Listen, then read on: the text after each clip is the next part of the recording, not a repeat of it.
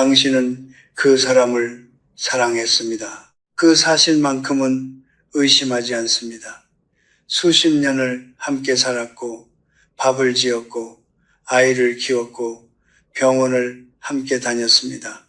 그것이 사랑이 아니면 무엇이겠습니까? 저는 그 삶의 무게를 압니다. 105년을 살아오면서 저는 수많은 사람들의 마지막을 보았습니다. 손을 잡고 눈을 감은 사람들도 보았고 말 한마디 못 나누고 떠나보낸 사람들도 보았습니다. 그리고 그 뒤에 남겨진 사람들이 가장 먼저 하는 말이 무엇인지도 압니다. 그 말을 왜 진작 못했을까요? 사랑한다는 것과 사랑한다고 말하는 것은 다릅니다. 이것은 작은 차이가 아닙니다. 평생을 가르는 차이입니다. 우리는 마음속으로 수백 번 감사했지만 그 감사가 목소리가 되어 상대의 귀에 닿은 적은 몇 번이나 됩니까? 우리는 속으로 수천 번 미안했지만 그 미안함이 말이 되어 공기 중에 퍼진 적은 몇 번이나 됩니까? 동아시아의 문화 속에서 자란 우리는 감정을 말로 표현하는 것을 어딘가 부끄럽고 사치스러운 일로 여기며 살아왔습니다. 행동으로 보여주면 된다고 배웠습니다. 묵묵히 곁에 있으면 된다고 배웠습니다. 그 믿음이 틀렸다고는 말하지 않겠습니다.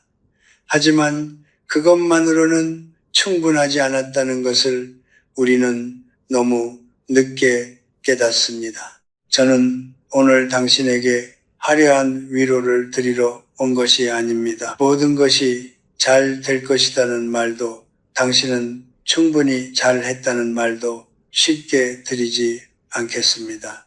105년을 살면서 제가 배운 것이 있다면 달콤한 위로보다 진실한 성찰이 사람을 더 단단하게 만든다는 것입니다. 그래서 저는 오늘 당신이 혼자 앉아 창밖을 바라보며 가슴 한켠에 품고 있을 그 질문을 꺼내려 합니다. 나는 그 사람에게 충분히 잘했을까?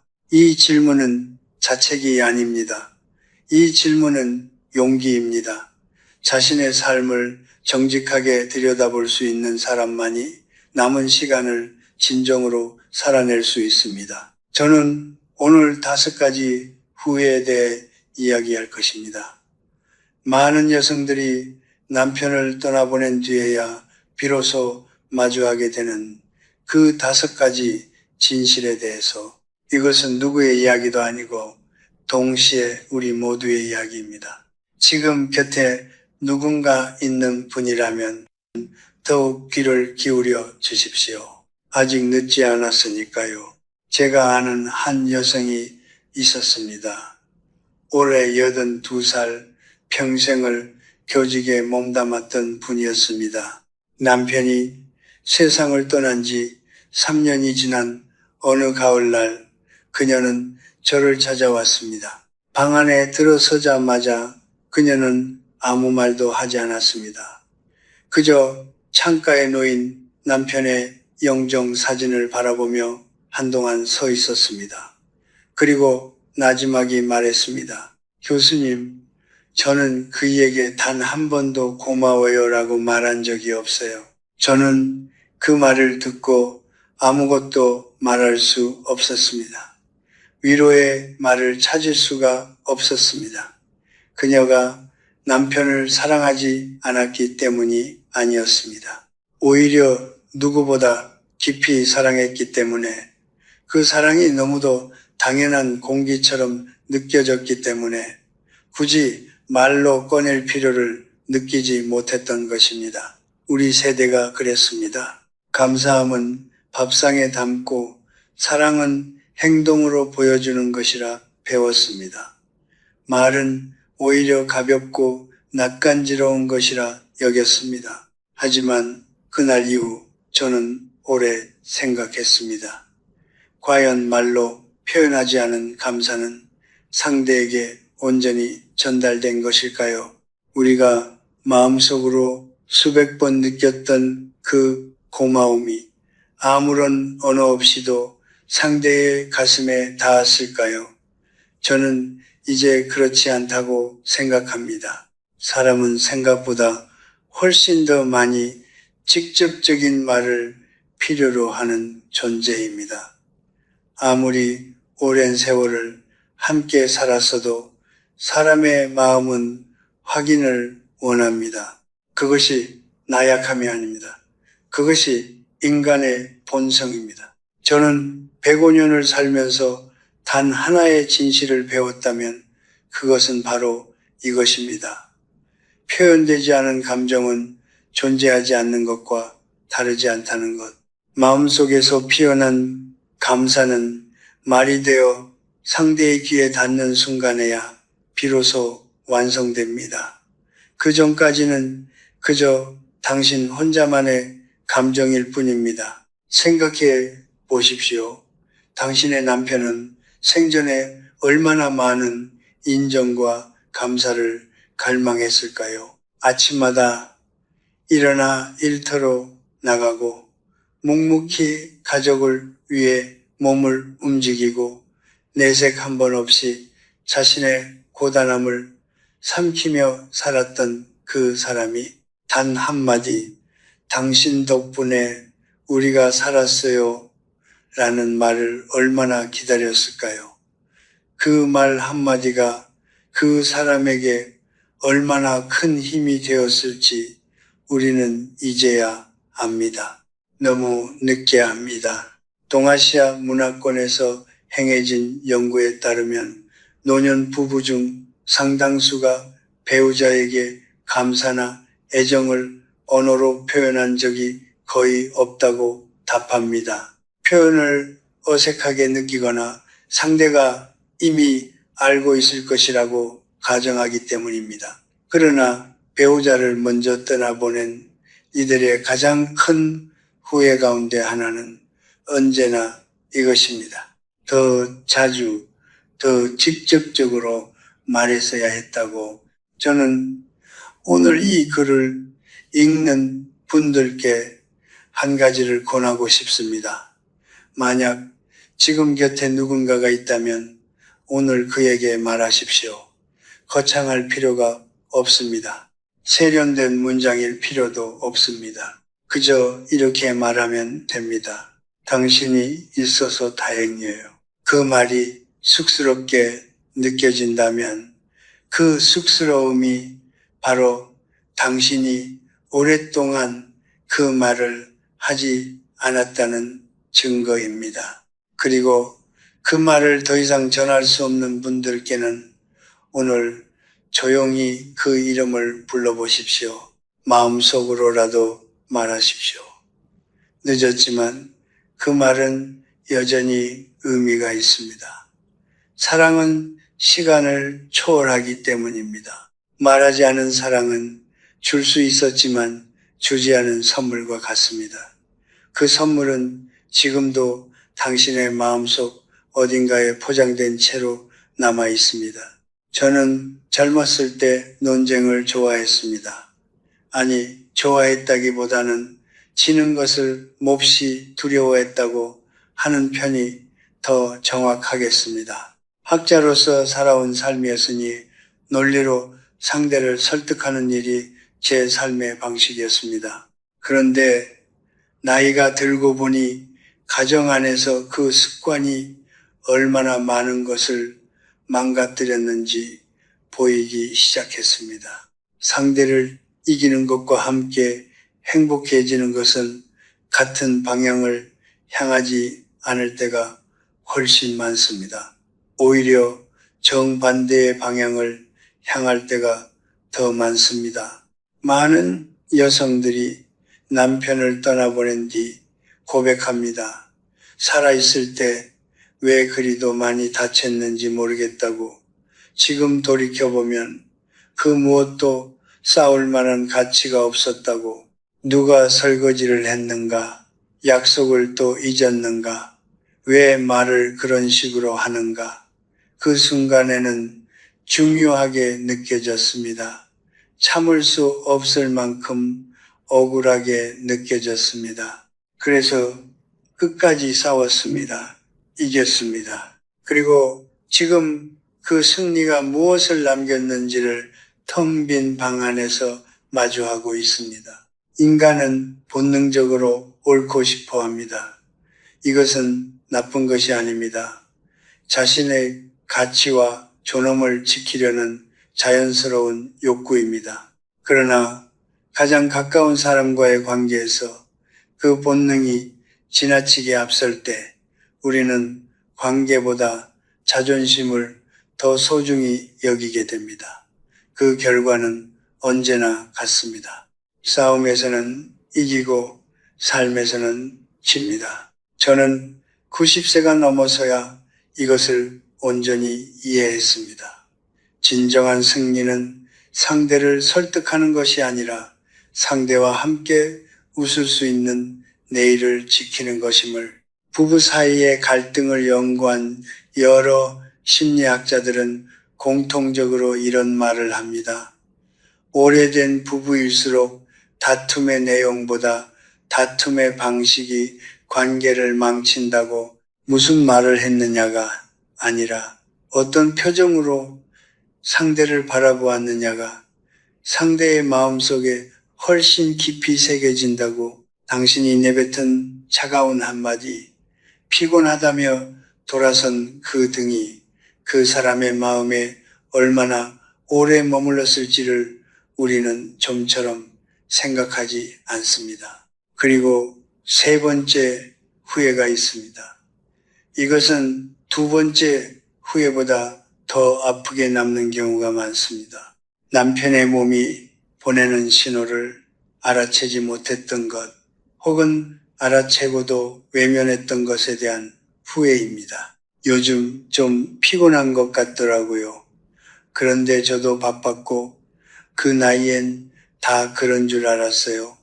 저는 이런 말을 수없이 들었습니다. 밥맛이 없다고 했는데 그냥 넘겼고, 잠을 못 잔다고 했는데 스트레스 때문이려니 했고, 자꾸 숨이 차다고 했는데 나이 탓이려니 했습니다. 그리고 어느 날 갑자기 병원에서 너무 늦었다는 말을 들었습니다. 저는 이것이 단순한 부주의가 아니라고 생각합니다.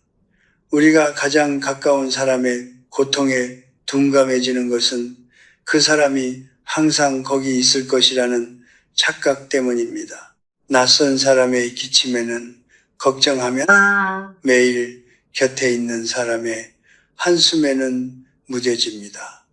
익숙함은 때로 사랑의 눈을 멀게 합니다. 곁에 있다는 사실이 관심을 기울이지 않아도 된다는 허락이 되어버립니다. 몸의 신호는 거짓말을 하지 않습니다. 사람의 몸은 무너지기 전에 반드시 먼저 말을 합니다. 조용히 반복해서 때로는 애원하듯이 그 말에 귀를 기울이는 것, 그것이 수십 년을 함께 산 사람이 서로에게 해줄 수 있는 가장 실질적인 사랑의 행위입니다. 이 두 가지 후에는 서로 다른 모습을 하고 있지만 뿌리는 같습니다. 나 자신이 너무 앞에 있었던 것입니다. 내 감정, 내 피곤함, 내 바쁨, 내 오름, 그 모든 나의 뒤에 상대는 조용히 혼자였습니다. 그리고 우리는 그것을 그가 떠나고 나서야 보게 됩니다. 이기려 자지 마십시오. 그리고 눈을 크게 뜨십시오. 지금 곁에 있는 사람이 당신에게 무언가를 말하고 있을지도 모릅니다. 말이 아닌 방식으로 함께 산다는 것이 무엇인지 저는 오랫동안 잘못 알고 있었습니다. 같은 지붕 아래 잠들고 같은 식탁에서 밥을 먹고 같은 텔레비전 소리를 들으며 저녁을 보내는 것, 그것이 함께 사는 것이라고 생각했습니다. 하지만 105년을 살고 나서 저는 압니다. 그것은 함께 있는 것이지 함께 사는 것이 아닙니다. 몸이 같은 공간에 있다는 사실과 마음이 같은 곳을 향하고 있다는 사실은 전혀 다른 이야기입니다. 많은 부부들이 그렇게 삽니다. 아니, 그렇게 살다가 끝납니다. 아침이면 각자의 할 일로 흩어지고 저녁이면 각자의 피곤함 속으로 사라집니다. 대화는 줄어들고 줄어든 대화에 아무도 이상함을 느끼지 못합니다. 왜냐하면 그것이 너무도 천천히 일어났기 때문입니다. 어느 날 갑자기 멀어진 것이 아닙니다. 매일 조금씩, 아주 조금씩 서로를 당연하게 여기는 습관이 쌓이고 쌓여 어느 순간 두 사람 사이에 보이지 않는 벽이 생겨버린 것입니다. 일본의 한 사회학 연구에서 노년 부부를 대상으로 조사한 결과 응답자의 절반 이상이 배우자와 하루에 의미 있는 대화를 나누는 시간이 채 10분도 되지 않는다고 답했습니다. 한국의 상황도 크게 다르지 않습니다. 같은 방에 있으면서도 각자 휴대전화를 들여다보고 같은 식탁에 앉아 있으면서도 눈을 마주치지 않습니다. 우리는 이것을 사이가 나쁜 것이라고 부르지 않습니다. 그냥 일상이라고 부릅니다. 그러나 그 일상이 수십 년 쌓이면 그것은 단순한 습관이 아니라 두 사람 사이의 거리가 됩니다. 저는 한 남성을 기억합니다. 제 오랜 지인이었는데 그는 아내가 세상을 떠난 뒤 이런 말을 했습니다. 우리는 30년을 함께 살았는데 정작 여행 한 번을 못 갔어요. 항상 다음에, 나중에, 애들 다 크면, 은퇴하면 그렇게 미루다가 그냥 끝났어요. 그의 목소리에는 분노가 없었습니다. 그저 고요하고 깊은 허탈함만이 있었습니다. 그 허탈함이 저는 오랫동안 마음에 남았습니다. 우리는 시간이 항상 있을 것이라고 믿습니다. 이것이 인간이 가진 가장 달콤하고도 위험한 착각입니다. 오늘 하지 않아도 내일이 있고 오래 못 가도 내년이 있다고 생각합니다. 그러나 삶은 우리에게 그 내일을 보장한 적이 없습니다. 단 한 번도 시간은 우리가 미루는 동안에도 멈추지 않고 흘러갑니다. 그리고 어느 날 더 이상 함께 미룰 사람이 곁에 없다는 것을 깨닫게 됩니다. 함께하는 시간의 가치는 그것이 사라지고 나서야 보입니다. 아무것도 아닌 것처럼 보였던 그 순간들이 돌이켜보면 삶의 전부였음을 알게 됩니다. 함께 걸었던 골목길, 아무 말 없이 앉아 바라보던 저녁 노을, 자다가 뒤척이다 무심코 닿았던 손끝, 그런 것들이 기억 속에서 가장 오래, 가장 깊이 남습니다. 그것들을 우리는 살아있을 때 너무 작게 여겼습니다. 곁에 있다는 것을 소유라고 착각하지 마십시오.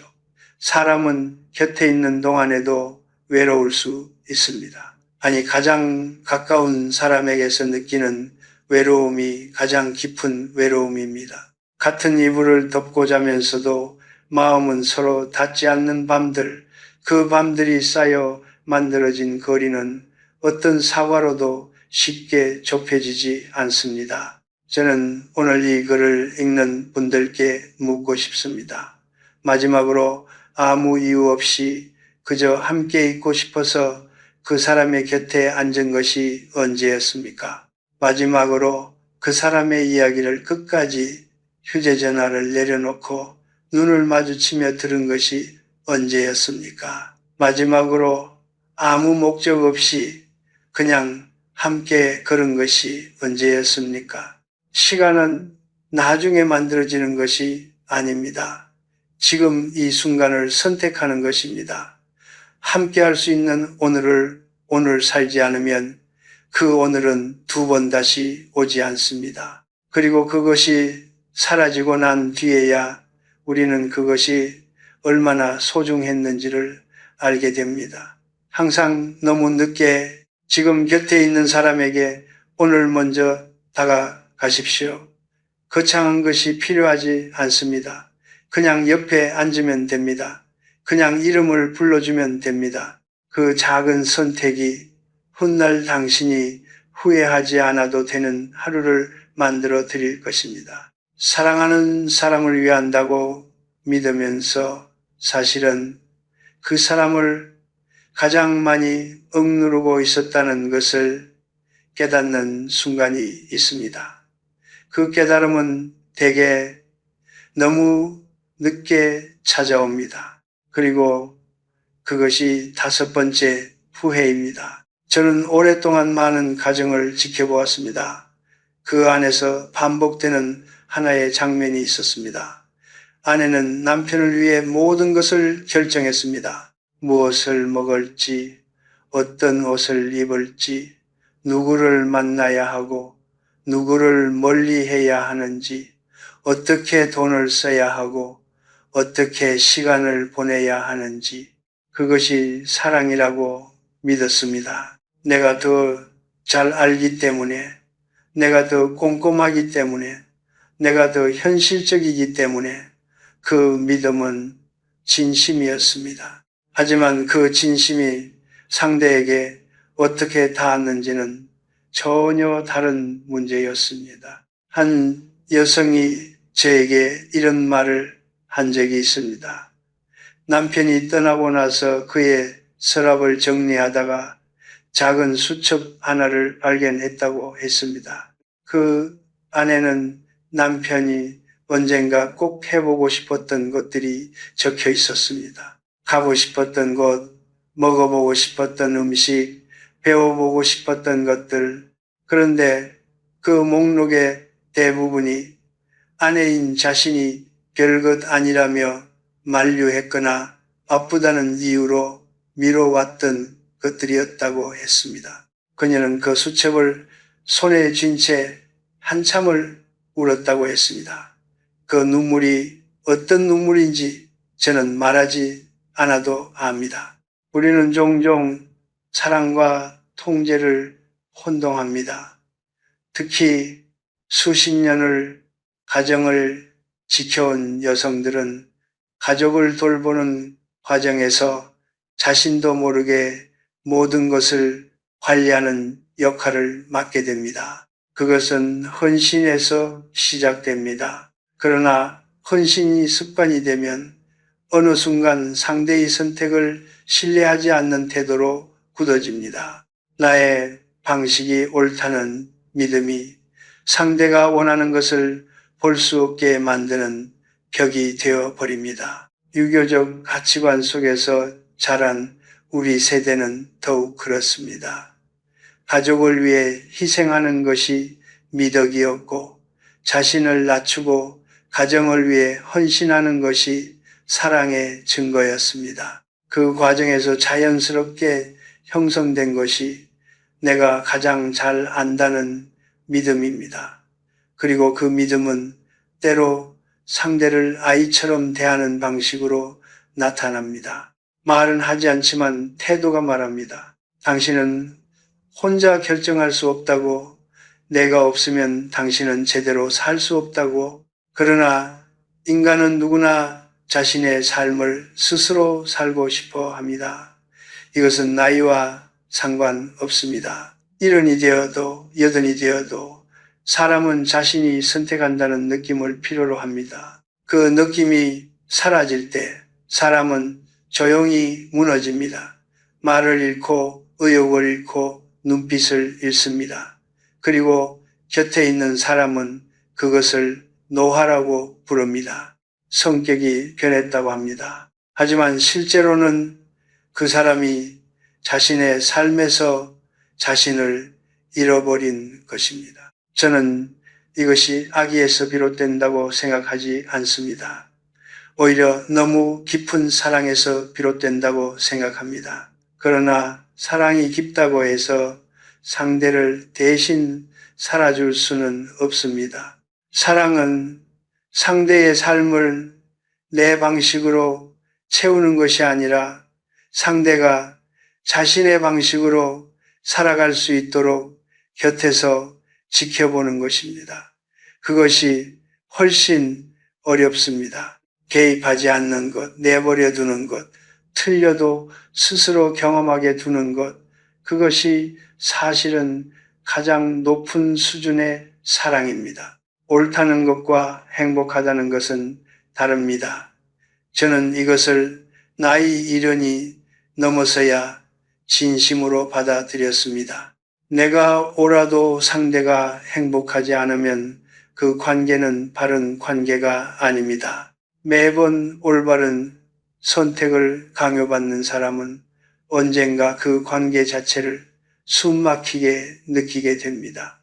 그리고 그것을 말하지 못한 채 평생을 살다가 말없이 떠납니다. 지금 이 글을 읽는 분들 가운데 혹시 이런 생각을 하고 계신 분이 있을지 모릅니다. 나는 그 일을 위해 모든 것을 다 했는데 그 말이 거짓이라는 것이 아닙니다. 당신은 정말로 최선을 다했을 것입니다. 하지만 오늘 한 가지만 물어봐 주십시오.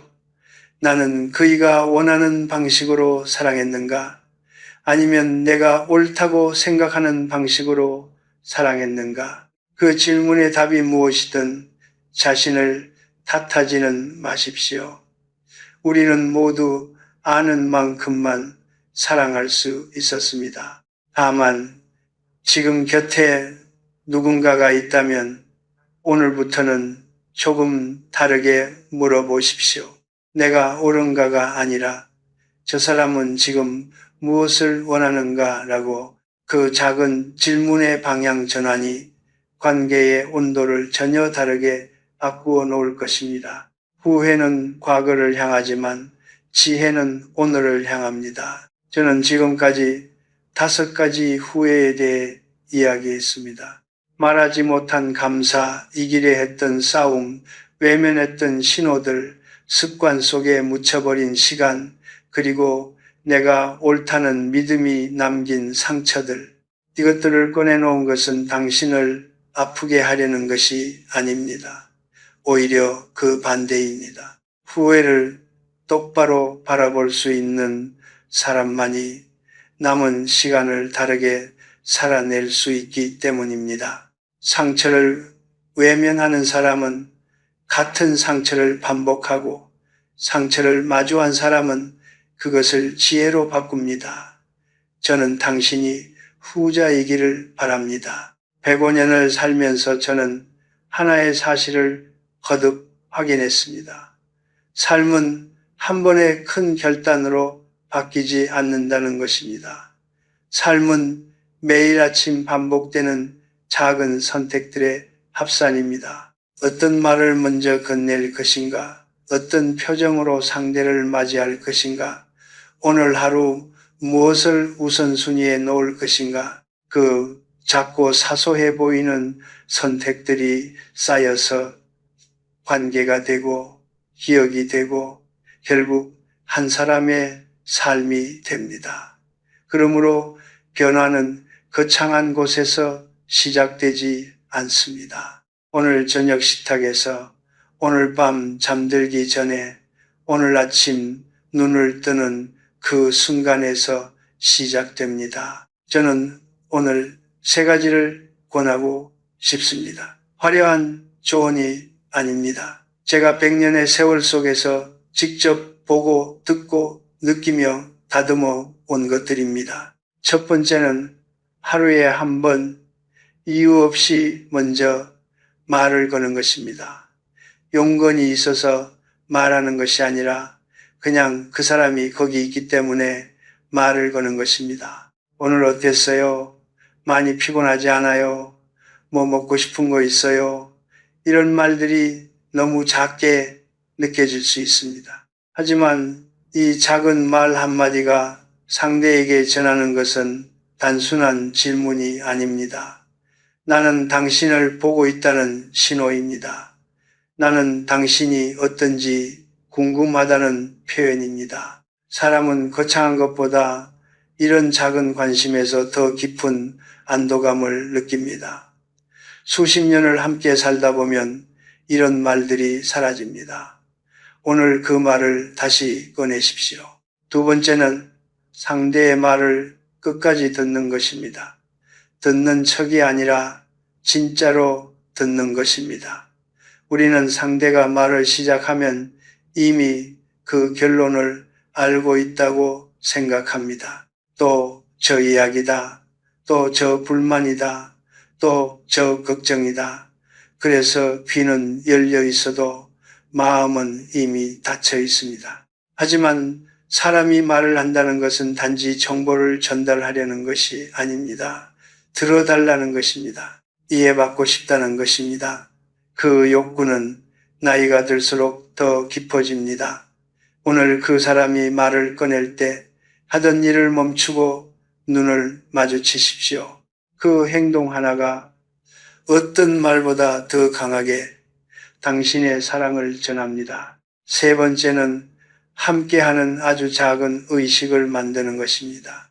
매일 아침 같이 차 한 잔을 마시는 것, 저녁 식사 후 짧게 동네를 한 바퀴 도는 것, 잠들기 전 오늘 있었던 일을 하나씩 나누는 것, 이런 작은 의식들이 두 사람 사이에 리듬을 만듭니다. 그리고 그 리듬이 관계를 살아있게 합니다. 특별한 날만 특별하게 대하는 것이 아니라 평범한 날을 함께 특별하게 만드는 것, 그것이 오랜 관계를 따뜻하게 유지하는 가장 단순하고도 확실한 방법입니다. 그리고 혼자가 되신 분들께도 드릴 말씀이 있습니다. 그 사람이 이미 곁에 없다고 해서 이 이야기가 당신과 상관없는 것이 아닙니다. 당신 주변에는 여전히 사람이 있습니다. 자녀가 있고 오랜 친구가 있고 이웃이 있습니다. 그리고 무엇보다 당신 자신이 있습니다.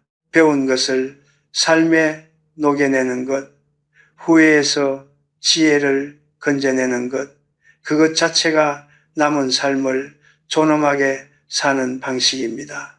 상실은 끝이 아닙니다. 상실은 우리에게 진짜 중요한 것이 무엇인지를 가르쳐주는 가장 혹독하고도 정직한 스승입니다. 사랑은 완벽하게 할 수 없습니다.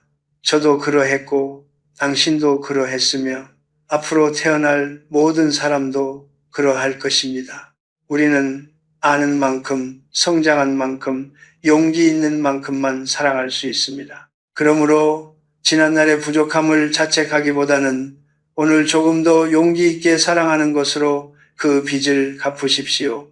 말 한마디, 눈빛 하나, 손길 하나로 그것이 지금 당신이 할 수 있는 가장 아름다운 일입니다. 후회는 어제를 바꾸지 못합니다. 하지만 오늘을 바꿀 수는 있습니다. 그리고 오늘이 바뀌면 내일의 후회가 줄어듭니다. 그것으로 충분합니다. 그래서 저는 이제 105년을 살았습니다. 그 세월 속에서 전쟁을 보았고 가난을 보았고 기적 같은 성장을 보았습니다.